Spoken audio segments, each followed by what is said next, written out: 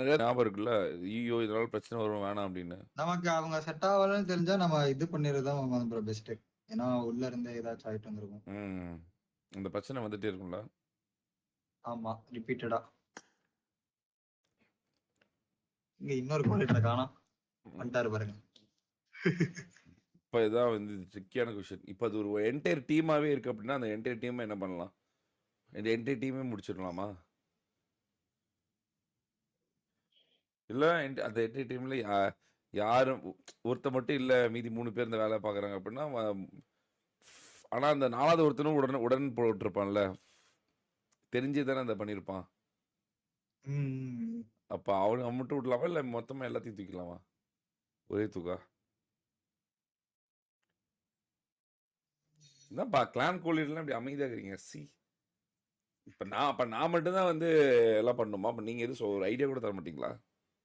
இல்ல ஒரு டீம்னு கேக்குறீங்களா? இப்போ நாளைக்கே உங்களுக்கு பிரச்சனை வரும்ல. இப்போ இதனால உங்களுக்கு நாளைக்கு இப்போ பிடிஎஸ் வந்து எவ்வளோ பெரிய விஷயம். இப்போ உங்களுக்கு நாளைக்கு உங்களோட இதுக்கு தானே அஃபெக்ட் பண்ணணும் இப்போ அது.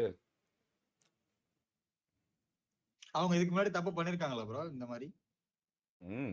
இதான் ஃபர்ஸ்ட் டைமா? நிறைய தெரியல. பட் ஆனால் இது வந்து சகிச்சிக்கவே முடியாத ஒரு தப்பா இருந்துச்சுன்னா. சகிச்சிக்கவே முடியாதுன்னா பண்ணி தான் ப்ரோ அவன வேற வழி இல்ல. அது நீயா இருந்தா? நானா இருந்தாலும் நான் இது பண்ணி தான் ஆகணும். Rule is ரூல்ல.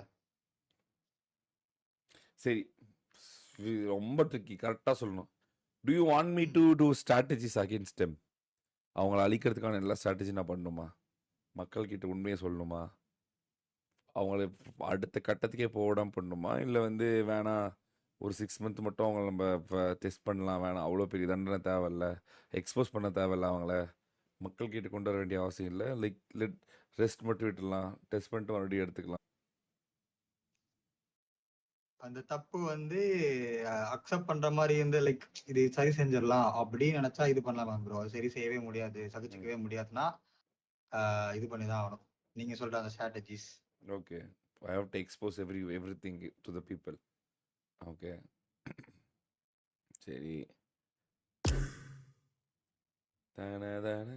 எங்க இன்னொரு கோல் இல்ல வெறும் லைக் இதுக்கு முன்னாடி நிறைய வார்னிங்ஸ் ஆல்ரெடி கொடுத்துட்டோம்னா இந்த வாட்டி அவங்களுக்கு எக்ஸ்போஸ் பண்றது பெட்டர் ப்ரோ. அப்பதான் அவங்களுக்கு புரியும் எந்த அளவுக்கு எக்ஸ்போஸ் பண்ணா ஹேட்டட் ரொம்ப அதிகமாகுமே. சேனல் ரிப்போர்ட் ஆகும், அன்சப்ஸ்கிரைபர் ஆகும், பயங்கரமா பிரச்சனை வரும். அது வந்து சரி ப்ரோ இருங்க, ஆல்ரெடி இதுக்கு முன்னாடி அவங்க யாருக்கு ஏதாச்சும் தப்பு பண்ணி நம்ம அறிவுரை சொல்லியிருக்கோம் நிறைய வாட்டி சொல்லியிருக்கோம். ஓகே, இந்த வாட்டி பண்ண தப்பு வந்து on a scale of 1 to 10 எவ்வளவு பெரிய தப்பு? 9. நானா இருந்தா எக்ஸ்போஸ் பண்ணிடுவேன் ப்ரோ. ஓகே கோஸ்ட் என்ன இது கேள்வி கேப்ப நீ பதில் சொல்லணும். என்னாச்சு ப்ரோ என்னாச்சு ப்ரோனா அப்புறம் கேள்வி கேப்ப நீ பதில் சொல்லணும். எல்லாரும் பதில் சொல்றாங்க, அப்ப நீ பதில் சொல்லணும். எப்படி ஒரு கிளானோட கோலிட்டு நீ உன்னுடைய அறிவுரை வந்து அறிவுரை தேவைப்படுதுடா. இப்போ ஒரு மீட்டிங்னு வச்சுக்கோங்க. ஏன் பிடிஎஸ்குள்ள ஒற்றுமை இல்லைன்னு நினைக்கிறியா? இப்போ ஒற்றுமை நட்பு ஒற்றுமை இல்லைன்னு உனக்கு தோணுதா? இப்போ கொஞ்ச நாள் இப்போ வர ரீசெண்டா வரவங்க மட்டும் அவங்களுக்கு they don't know the கிளானோட கோடே தெரியல என்ன அவங்களுக்கு. அந்த கிளானோட கோடை தெரியல, ஏதோ வந்துமா போனோமா தான் இருக்காங்க.